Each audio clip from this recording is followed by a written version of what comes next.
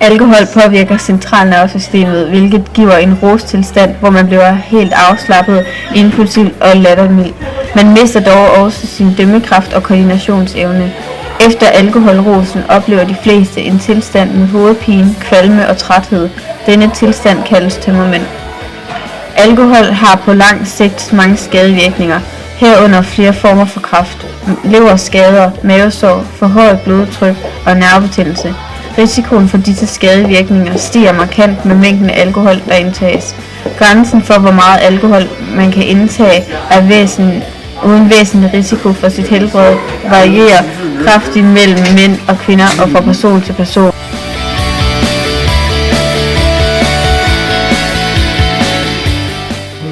Alkohol nedbrydes primært i leveren. Her findes enzymer, som nedbryder alkoholen til først acetaldehyd og dernæst til eddikesyre. Eddikesyren kan nu nedbrydes til vand, CO2 og energi.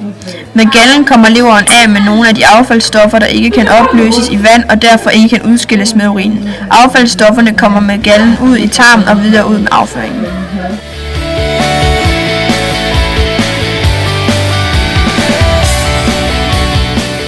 Hvor meget alkohol kan give skrumpelever?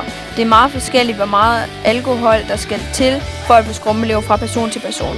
Det afhænger blandt andet af, hvor stor man er. Ved skrumpelever bliver der dannet mere arvæv, hvilket gør, at leveren ikke fungerer normalt. Nedsat leverfunktion har stor betydning, da leveren spiller en vigtig rolle i omsætningen af mange stoffer. Skrumpelever er hyppigst i alderen 25-65 år.